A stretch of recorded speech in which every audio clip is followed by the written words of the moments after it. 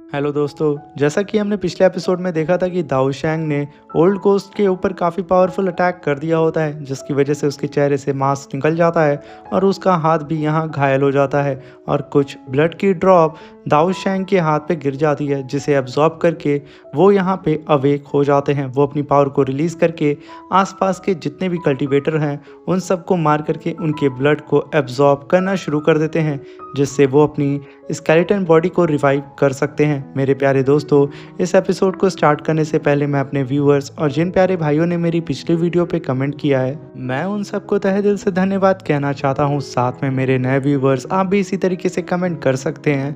मैं आपके कमेंट का स्क्रीनशॉट लेके अपनी नेक्स्ट वीडियो में उसे शो ज़रूर करूँगा। और साथ में आप किस सिटी से मेरी इस एनिमे सीरीज़ को देख रहे हैं, कमेंट बॉक्स में हमें ज़रूर बताइएगा। और ये एनिमे सीरीज़ आपको कैसी लगती है ये भी हमें ज़रूर बताइएगा। तो बिना देर किए मेरे प्यारे दोस्तों, इस एपिसोड को हम स्टार्ट करते हैं। इस एपिसोड की स्टार्टिंग में हमें दिखाया जाता है सीनियर दाऊ शैंग को, जो कि अभी भी उन सारे कल्टीवेटर्स को मार करके उनके ब्लड को अपनी बॉडी के अंदर रिफाइन करे जा रहे होते हैं। ये दृश्य देख करके आसपास के जितने अदर कल्टीवेटर होते हैं जो कि सीनियर दाऊ शैंग के अटैक से बच चुके थे, उनके तो होश यहाँ पे उड़ चुके थे। वहीं पे जियाओ यान तुरंत अपनी पावर को रिलीज करके अपने साथियों से कहता है कि सब के सब यहाँ पे अलर्ट हो जाओ, कोई भी यहाँ पे भूल करके भी गलती नहीं करेगा, क्योंकि हो सकता है कि अगला अटैक हम पर हो जाए और अगर हमने गलती से भी कोई चूक की तो हम यहाँ पे मारे जाएंगे।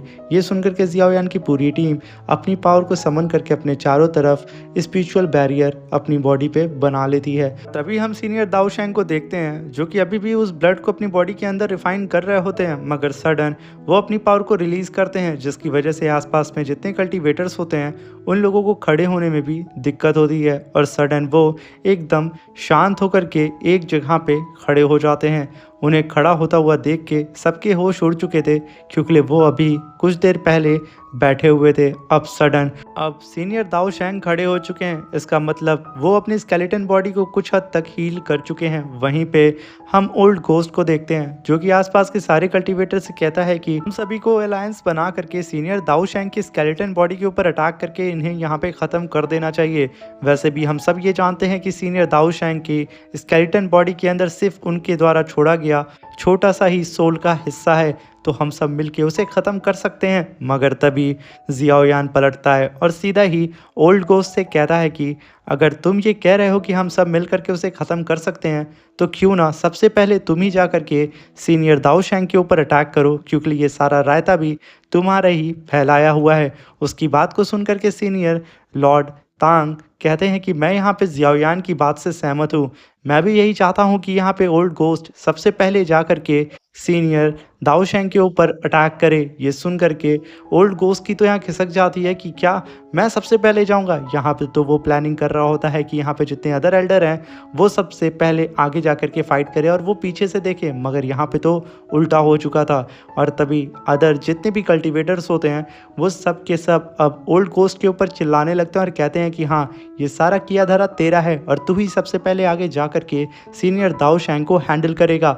जिसे सुन करके यहाँ पे ओल्ड गोस्ट सीधा ही जियाओ यान की ओर देखता है और कहता है, कमीने जियाओ यान, तूने इस बार बहुत बड़ी गलती कर दी है मुझे फंसा करके, मैं तुझे ज़िंदा नहीं छोड़ूंगा। फिर वो कहता है कि मुझे कैसे भी करके इस सिचुएशन से बाहर निकलना होगा, इसलिए वो मान चाहता है कि वही सबसे पहले आगे जा करके अटैक करेगा। जहाँ पे ये बात सुन के जियाओ यान भी उसकी तरफ देखने लगता है, मगर तभी सीनियर दाऊ शैंग की स्केलेटन बॉडी फिर से हरकत में आ जाती है और वो फिर से बहुत ही तेज़ी से ब्लड को रिफाइन करना स्टार्ट कर देती है अपनी स्केलेटन बॉडी के अंदर। ये देख कर के जितने भी कल्टीवेटर होते हैं उनके होश उड़ चुके थे, क्योंकि उन लोग को लगता है कि शायद सीनियर दाऊ शैंग शांत हो चुके थे, मगर ऐसा नहीं था। वहीं पे एल्डर हुआंग गुस्सा करके सीधे ही ओल्ड गोस्ट से कहते हैं कि ओल्ड गोस्ट, अब आखिर तुमने यहाँ पे क्या रायता फैला दिया है। तुम्हारी वजह से मुझे लगता है कि यहाँ पे सीनियर दाऊ शैंग फिर से अवेक हो गए हैं और वो लगातार ब्लड को अपनी बॉडी के अंदर रिफाइन किए जा रहे हैं। ये बात सुन करके ओल्ड गोस्ट उनकी ओर देख के गुस्साने लगता है। तभी ग्लेशियर वैली का लॉर्ड कहता है कि ओल्ड गोस्ट, अगर ऐसा ही चलता रहा तो मैं तुम्हें बता दूं कि सीनियर दाऊ शैंग धीरे धीरे करके और भी ज़्यादा पावरफुल हो जाएंगे। वैसे ही हम लोग इनकी इस पावर को हैंडल नहीं कर पा रहे हैं। ये सब तुम्हारा किया धरा है, तो जा करके जल्दी से सीनियर दाऊ शैंग को होल्ड करो। ये सुन करके यहाँ पे ओल्ड गोस्ट भड़क जाता है और कहता है मैं जा रहा हूँ, तुम लोग के चिल्लाने से तो नहीं चला जाऊंगा ना। ये कहने के साथ वो उड़ते हुए सीधा ही सीनियर दाऊशैंग की ओर चला जाता है और साथ में उसके दिमाग में ये भी चल रहा होता है कि आखिर वो कैसे यहाँ पे सीनियर दाऊशैंग को अपनी पावर से रोकेगा। बेचारा काफ़ी कंफ्यूज होकर के आगे बढ़ रहा होता है और जैसे ही वो सीनियर दाऊशैंग के सामने आता है वो काफ़ी पावरफुल पाम अटैक जनरेट करता है और सीधा ही सीनियर दाऊशैंग के ऊपर अटैक करने के लिए एक सही पोजीशन को भी ढूंढने लगता है। और जैसे ही ओल्ड गोस्ट को एक सही पोजीशन मिलती है वो बिना ही वक्त ज़ाया किए सीनियर दाऊशैंग के ऊपर पाम अटैक कर देता है। उस पाम अटैक को अपनी तरफ आता हुआ देख करके सीनियर दाऊशैंग अपनी ही जगह खड़े होते हैं और सिर्फ अपनी एक फिंगर को आगे उठाते हैं और अपनी एक ही फिंगर से यहाँ पे ओल्ड गोस्ट के इतने पावरफुल पाम अटैक को होल्ड कर देते हैं और वो सिर्फ चुटकी बजाते हैं। ओल्ड गोस्ट का इतना पावरफुल पाम अटैक वहीं पे डिस्ट्रॉय हो चुका था और तभी ओल्ड गोस्ट भी तुरंत पीछे हटता है और सीनियर दाओशैंग के पीछे आकर के मल्टीपल पोर्टल्स उनके चारों ही तरफ बना देता है और वो बिना वक्त ज़ाया किए वहाँ पे कई सारी सोल चेन को समन करता है और सीनियर दाओशैंग के ऊपर लगातार अटैक करने लगता है। और ये सारी सोल चेन जैसे ही सीनियर दाओशैंग के करीब पहुँचती वो सिर्फ पलक झपका करके एक जगह से दूसरी जगह पे टेलीपोर्ट हो जा रहे थे। यहाँ पे ओल्ड गोस्ट की ये सोल चेन भी किसी काम की नहीं निकलती हैं। वो तो यहाँ पे हल्का सा भी सीनियर दाओशैंग को छू नहीं पाती हैं, जहाँ पे पूरे आसमान में सीनियर दाओशैंग के चारों तरफ में सोल चेन भरी होती है और उनके बीच में वो खड़े होते हैं। और तभी वो अपनी आँख को खोलते हैं और उनकी आँख में अलग सी चिंगारी होती है और अपने राइट हैंड को बाहर निकालते हैं और वहीं पे एक ब्लैक होल को समन करने लगते हैं ठीक अपने हथेली के अंदर।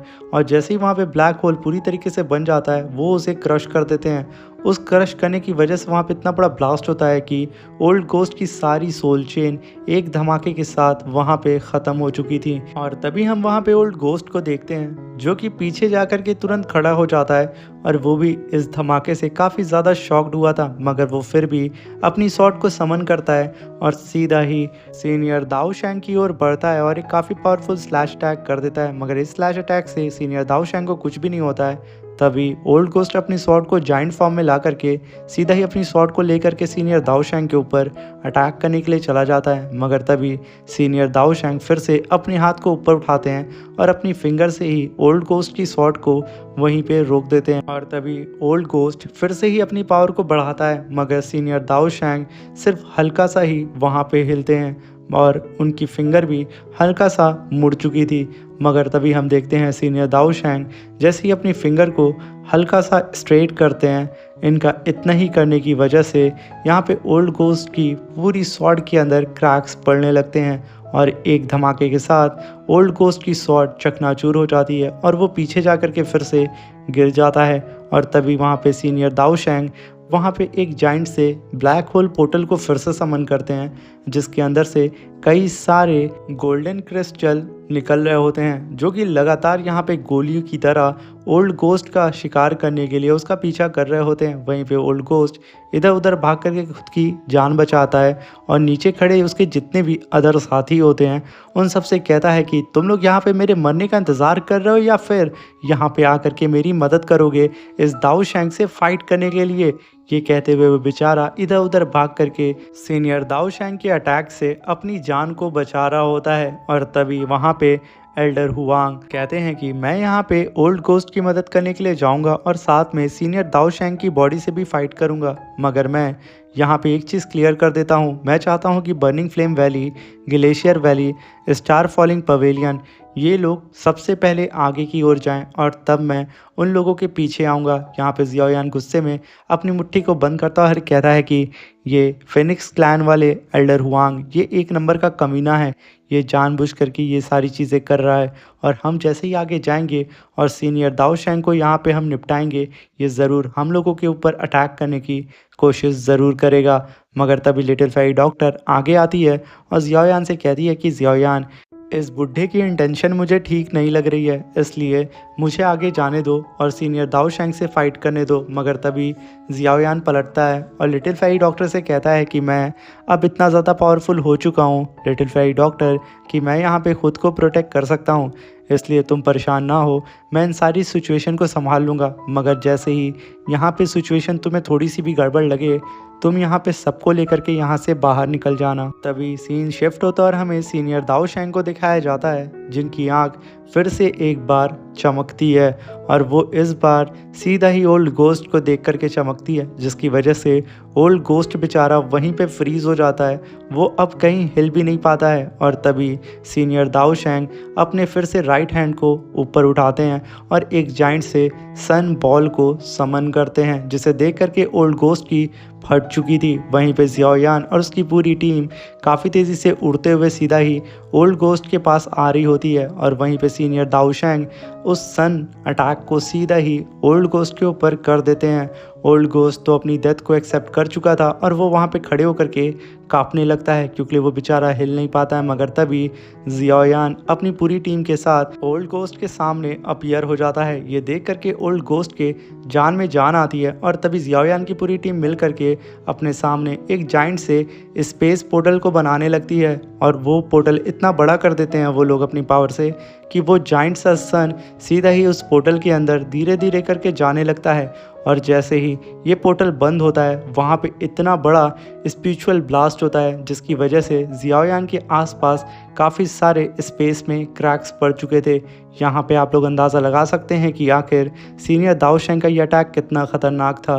तभी ओल्ड गोस्ट आगे बढ़ता है और कहता है कि चलो इसे ख़त्म करते हैं और तभी वो सब उड़ते हुए सीधा ही सीनियर दाओ शैंग के ऊपर अटैक करने के लिए जाते हैं, जहाँ पे सबसे पहले फिनिक्स क्लैन का एल्डर हुआंग और ग्लेशियर वैली का लॉर्ड वो दोनों ही मिलकर के काफ़ी पावरफुल जाइंट फॉर्मेशन को कास्ट करने लगते हैं, जहाँ पे फिनिक्स क्लैन के elder Huang 10,000 phoenix feather attack summon करते हैं।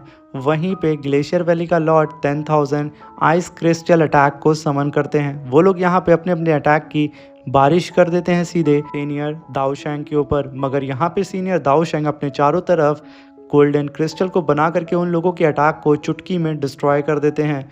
और तभी जियाओयान और ओल्ड गोस्ट अपने अपने वेपन को बाहर निकाल करके सीधा सीनियर दाओ शैंग के ऊपर अटैक करने जाते हैं। वो एक ही बार में उन दोनों के ही अटैक को होल्ड कर देते हैं और एक ही जगह पे उन लोग को रोक देते हैं और जैसे अपनी पावर को रिलीज़ करते हैं वो दोनों ही पीछे जा करके गिर जाते हैं। और तभी बर्निंग फ्लेम वैली के लॉर्ड तांग कई सारे जाइंट ड्रैगन्स को बना करके सीधा ही सीनियर दाओ शैंग को पकड़ने की कोशिश करते हैं और फाइनली वो अपने फायर ड्रैगन से सीनियर दाओ शैंग को चारों तरफ से घेर लेते हैं। मगर सीनियर दाओ शैंग को इस तरीके से कैद कर पाना इम्पॉसिबल था। वो एक ही बार में अपनी पावर को रिलीज़ करते हैं, लॉर्ड तांग के अटैक को वो डिस्ट्रॉय करके रख देते हैं और काफ़ी तेज़ी से आसमान की ओर जाने लगते हैं, जहाँ पे फिर से जियाओयान और ओल्ड गोस्ट वो दोनों ही अपनी स्वॉर्ड को समन करके सीधा ही यहाँ पे फाइट करने लगते हैं सीनियर दाओ शैंग से। वो फिर से अब उन दोनों के ही अटैक को अपने एक एक हाथ से होल्ड करके उन लोगों को फ्रीज़ कर देते हैं और एक ही बार में पावर को अपनी रिलीज़ करके उन दोनों को फिर से पीछे ढकेल देते हैं। यहाँ पे इन लोगों को समझ में आ जाता है कि वो लोग बारी बारी करके यहाँ पे सीनियर दाओ शैंग से फाइट नहीं कर सकते हैं। तभी सीनियर दाओ शैंग हैंड साइन बनाते हैं और अपने चारों तरफ सर्किल में कई सारे मल्टीपल पोर्टल्स को समन कर लेते हैं। ये सारे portals laser beam attack portals होते हैं, जिसके अंदर से काफ़ी तेज़ी से मल्टीपल लेज़र निकलती है और वो लेज़र आसपास की जितने भी स्टोन होते हैं उन सब को तबाह करना शुरू कर देती है। और साथ में ये लेज़र हर कल्टीवेटर के पीछे लग चुकी थी, जहाँ पे हर किसी को इधर उधर बच करके भागना पड़ता है। वहीं पे जियाओयान काफ़ी तेज़ी से सीनियर दाओ शैंग के ऊपर आता है और तुरंत हैंड साइन बनाते हुए अपनी वॉरियर जाइंट बॉडी को समन कर लेता है, जो कि इसने दान पगोडा में इसे कास्ट करना सीखा था। और तभी जियाओयान अपनी जाइंट वॉरियर बॉडी से काफ़ी पावरफुल एक पाम अटैक सीधा ही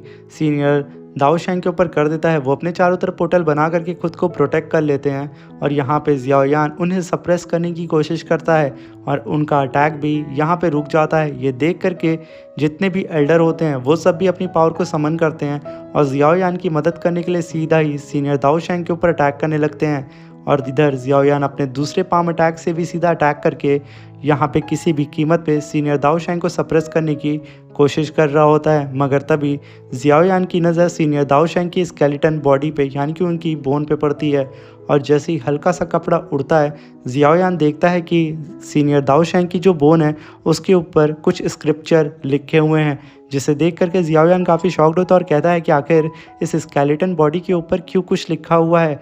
मगर तभी हम देखते हैं कि जियाओयान की पूरी टीम और साथ में ओल्ड गोस्ट वो लोग भी अपनी अपनी पावर को कलेक्ट करके काफ़ी पावरफुल लेज़र बीम अटैक सीधा ही सीनियर दाओशैंग के ऊपर करके उन्हें सप्रेस करने लगते हैं। मगर तभी हम देखते हैं कि चारों ही तरफ से सीनियर दाओशैंग को हर कोई घेर चुका था और वो बीच में होते हैं। मगर तभी सीनियर दाओशैंग अपनी पावर को एक ही बार में रिलीज़ करते हैं। उनका इतना ही करना था, जितने भी कल्टीवेटर थे वो चारों ही दिशाओं में फैल चुके थे। वहीं पे जियाओयान सीनियर दाओशैंग को देखते हुए कहता है कि सीनियर दाओशैंग के स्केलेटन बॉडी के अंदर जो इनकी बोन है वो होली बोन है, बल्कि उसके ही ऊपर कई सारे स्क्रिप्चर से लिखा गया है। मुझे ऐसा लगता है कि जो हम हेवनली फाइटिंग स्क्रोल को ढूंढ रहे हैं वो और कोई नहीं, सीनियर दाओशैंग की ही स्केलेटन बॉडी है। मुझे कैसे भी करके इसे हासिल करना होगा, मगर मुझे जहाँ तक लगता है कि इसके बारे में ओल्ड गोस्ट को शायद अभी तक नहीं पता है कि सीनियर दाओशैंग की ही स्केलेटन बॉडी ही असल में हेवनली फाइटिंग स्क्रोल है। और तभी हम देखते हैं सीनियर दाओशैंग वहाँ पे अब गुस्से में आ चुका था।